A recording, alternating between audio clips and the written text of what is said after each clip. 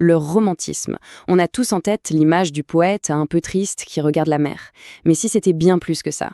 Et si en réalité, c'était l'histoire d'une véritable révolution? Un voyage passionnant qui part du moi le plus intime pour aller vers le nous, vers l'engagement pour toute une société? C'est exactement ce qu'on va décrypter ensemble. Un mouvement absolument essentiel, vous allez voir, pour le bac de français. Alors, pour comprendre d'où vient toute cette énergie, il faut imaginer un peu le décor.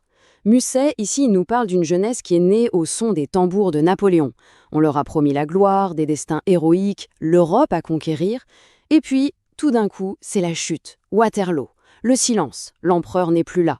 Et qu'est-ce qu'il reste? Eh bien, un vide immense. Toute cette fougue, cette énergie qui était prête à exploser, elle ne sait plus du tout où elle est. Et ce sentiment, c'est ça, le fameux mal du siècle. C'est vraiment le cœur du réacteur romantique. Imaginez le choc. On vous a nourri d'épopées, de gloire, et vous vous retrouvez dans un monde bourgeois, où l'héroïsme a été remplacé par le commerce, par l'argent. C'est ce grand écart, ce décalage total entre des rêves immenses et une réalité jugée médiocre. Une véritable crise d'identité pour toute une génération. Bon, alors, que faire face à ce monde qui semble en ruine? La première réaction, c'est presque un réflexe, le repli sur soi. Si le monde extérieur est décevant, le seul territoire qui reste à explorer, eh bien, c'est son monde intérieur. Le moi devient alors le centre de tout, la seule patrie possible. C'est la naissance de ce qu'on appelle l'introspection. Et là, attention, c'est une vraie révolution de la pensée. Oubliez la raison toute puissante des philosophes des Lumières. Le romantisme, lui, va proclamer la supériorité du cœur, de la sensibilité.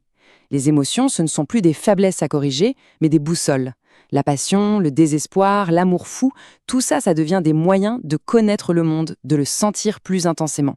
Pour un romantique, si la raison et le cœur sont en désaccord, c'est toujours le cœur qui a raison. C'est un renversement complet. Cette phrase de Chateaubriand, c'est peut-être LA phrase qui résume tout le mouvement. Il me manquait quelque chose. Faites bien attention. Il ne dit pas ce qui lui manque. C'est un manque sans objet précis, un désir infini qui se heurte à un monde, lui, qui est bien fini. C'est cet abîme, ce vertige existentiel qui définit l'âme romantique, ce sentiment d'incomplétude que finalement, tout le monde peut ressentir un jour ou l'autre. Voilà, donc le portrait robot du héros romantique. C'est une âme torturée, qui se sent radicalement seule, même au milieu de la foule. Il est dévoré par des passions qui ne trouvent pas de but, pas d'objectif. Et le grand paradoxe, génialement vu par Chateaubriand, c'est qu'il ne souffre pas d'un manque de vie, mais d'un trop-plein de vie, une surabondance de vie. Il a trop de cœur, trop d'énergie pour un monde qui, à ses yeux, est bien trop petit. Mais bon, à force de s'observer soi-même, le moi peut vite devenir une prison. Pour ne pas sombrer complètement dans la mélancolie, l'artiste romantique doit trouver des issues de secours, il doit s'échapper. Et comment? En utilisant son arme la plus puissante, l'imagination. Une véritable machine à créer des mondes pour fuir un réel jugé insupportable.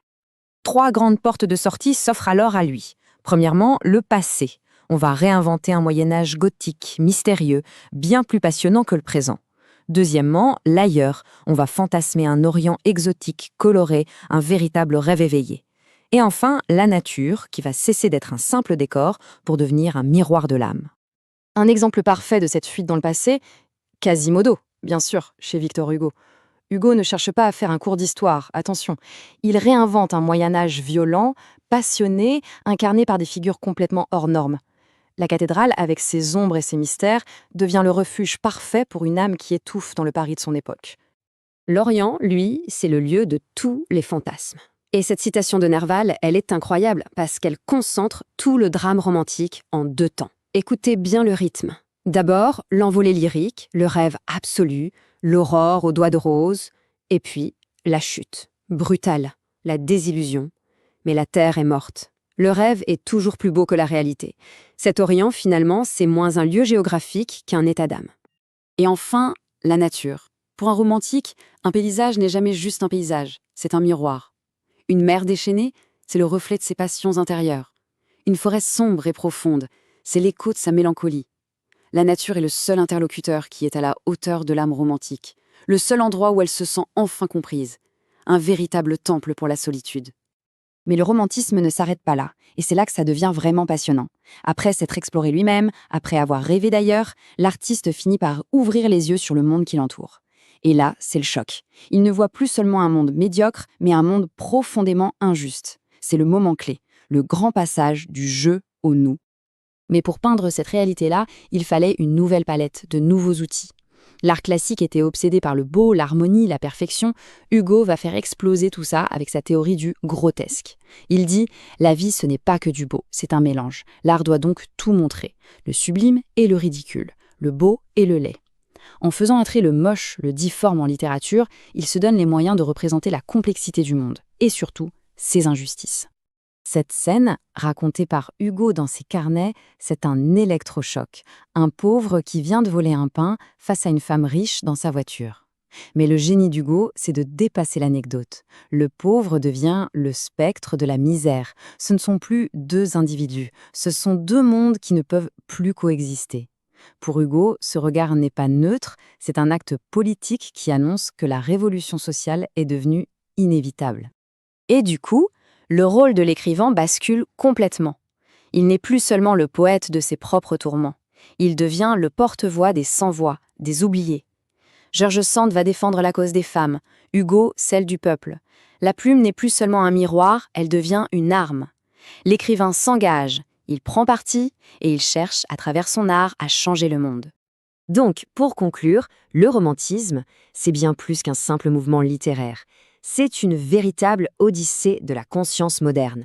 Une odyssée qui part du repli sur le moi face à un monde déchu, qui explore ensuite toutes les voies de l'évasion par l'imaginaire, pour aboutir finalement à une confrontation avec le réel et à un engagement au service de la société. Au fond, le romantisme nous laisse en héritage une question qui hante encore tout l'art aujourd'hui. L'artiste doit-il être un miroir de son propre moi ou un miroir de la société? Doit-il sonder son âme ou doit-il sonder les luttes de son époque? Le romantisme, lui, n'a pas choisi. Il a fait les deux, et avec une intensité absolument folle. Allez, une dernière question pour ouvrir la discussion. Le mal du siècle des romantiques venait de la fin d'un monde, celui de Napoléon. Et nous, aujourd'hui, face à la crise climatique, aux incertitudes, à nos angoisses, quel est notre mal du siècle à nous? Vous voyez, le romantisme, ce n'est pas du tout une vieille chose poussiéreuse. C'est un miroir qui, 2 siècles plus tard, nous parle encore et toujours de nous.